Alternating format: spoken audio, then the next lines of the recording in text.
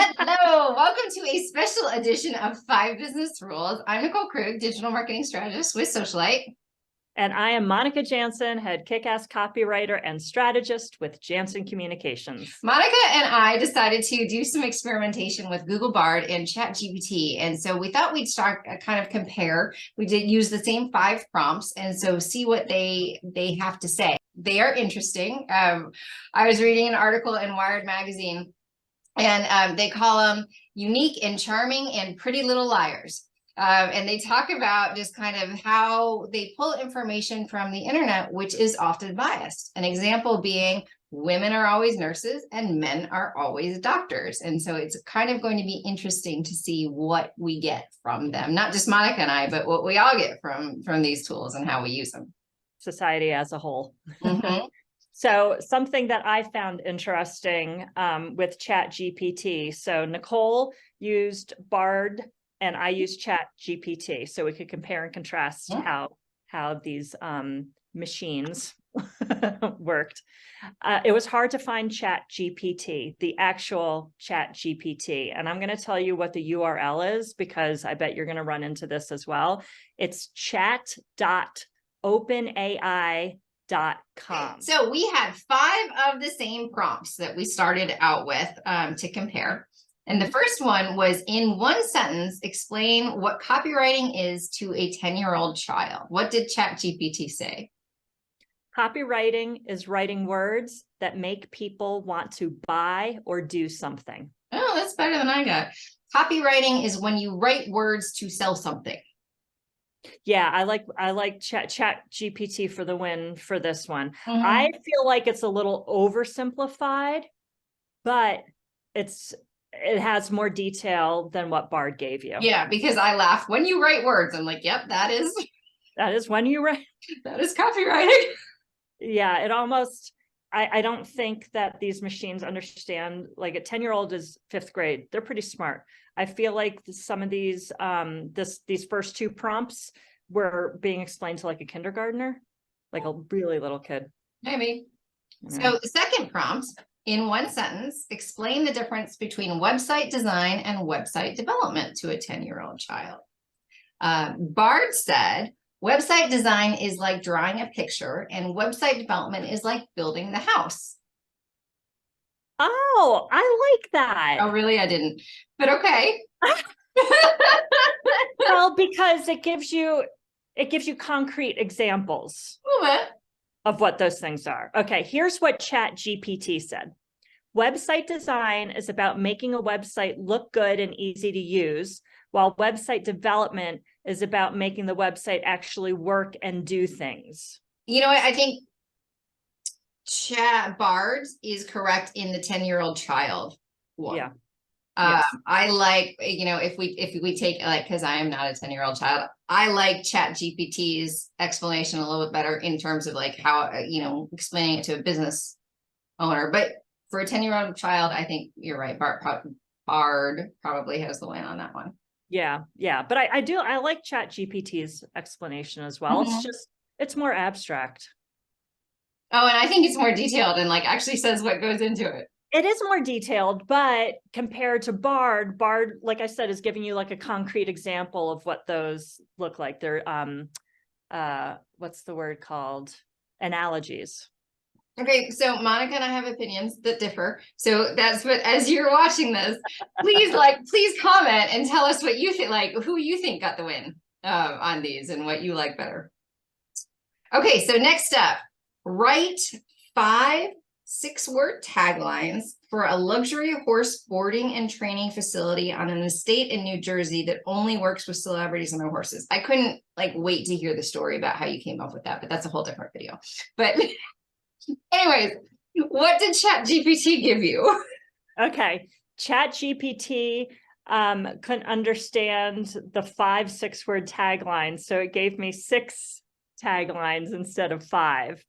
Bard gave me 5 taglines, but they were not 6 words. They were only a couple words. So okay. that was a miss on both of them. Yes. Okay. So ChatGPT did give me, they're all 6-word taglines. Okay. So, all right. I'm going to run through them and then I'll tell you which one my favorite is as a copywriter. Elite equine indulgence in New Jersey. It's a Which spa. doesn't tell you anything about boarding and training.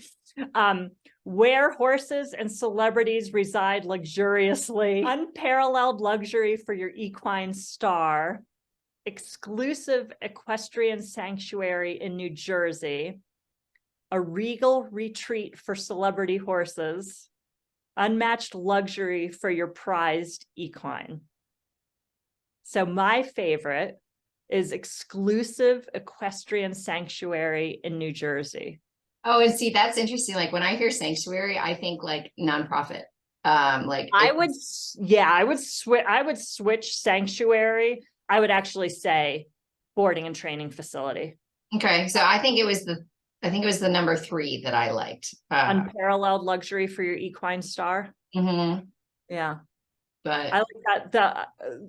My problem actually with all of these, and maybe, I did give it the limitation of 6 words, is that they don't capture all the elements of this facility or what we're talking about. I think a lot is left out of each. So well, I think I'll go through mine in a second, but I think like the moral of the story is we're not worried about our jobs right now. Because I think it is like it focuses on like certain things, but like you said, it doesn't get the whole concept away quickly. Because what Bard gave me was celebrity horse haven, A-list equine excellence, riding in style, horses for the stars, and a stable of champions. Those are all interesting, but I feel like they all missed the mark. Yeah, they're not bad, but it's not gonna they sound like they're yeah. They sound like they're it's like a sub tagline. It's like it's like a subheader or a headline within there. It doesn't completely explain anything. So okay, so taglines are a miss. Yeah, okay. Miss. What are 3 things that all memorable logos have in common is the next prompt.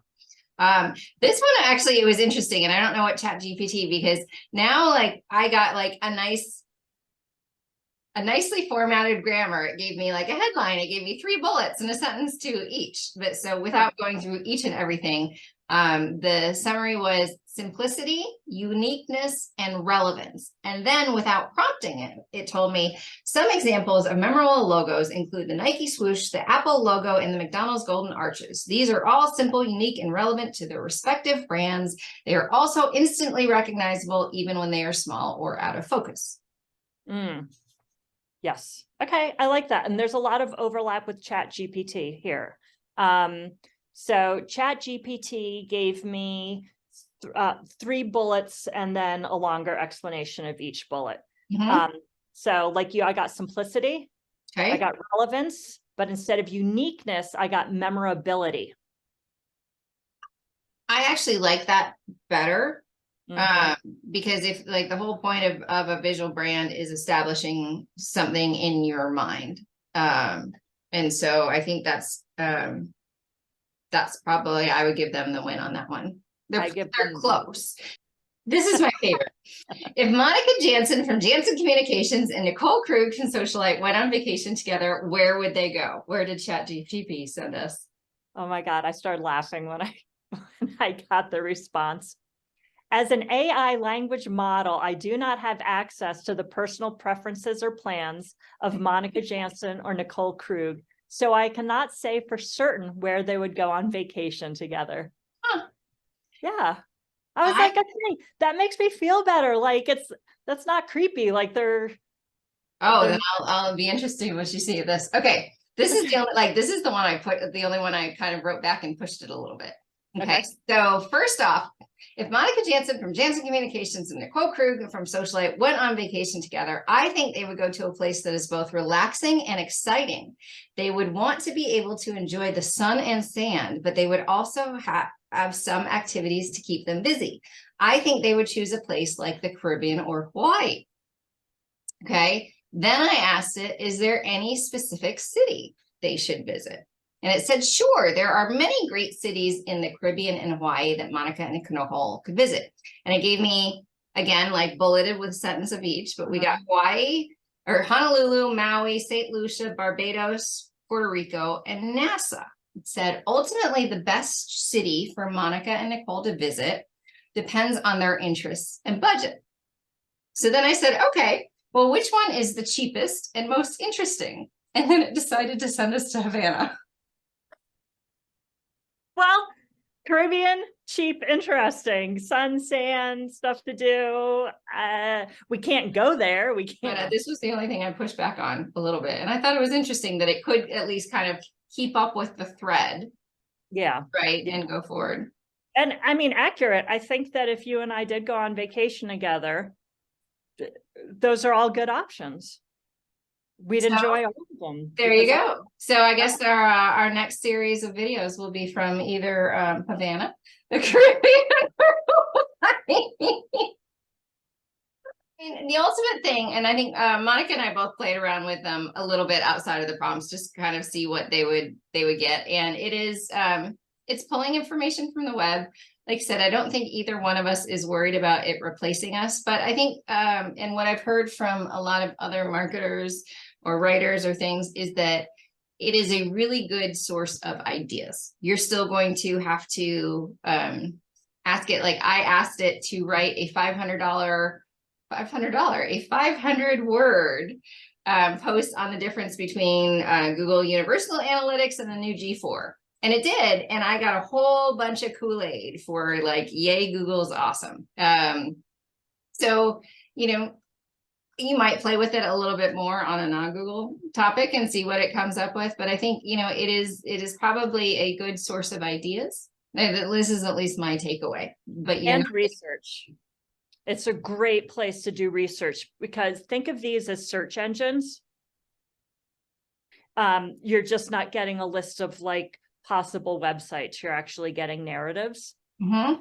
And I think I'm going to start using it for research when I'm writing blog posts, you know, to quickly pull, you know, statistics or find examples of things. We would love to hear, like, again, vote on your favorites, as well as we'd love to hear what you think and what you've been playing with on these other ones. And until next time, thank you for joining us. If this was interesting, we always love a good thumbs up. And if you have other things you want to cover, let us know, and we'll look forward to seeing you in the next video. Bye. Bye.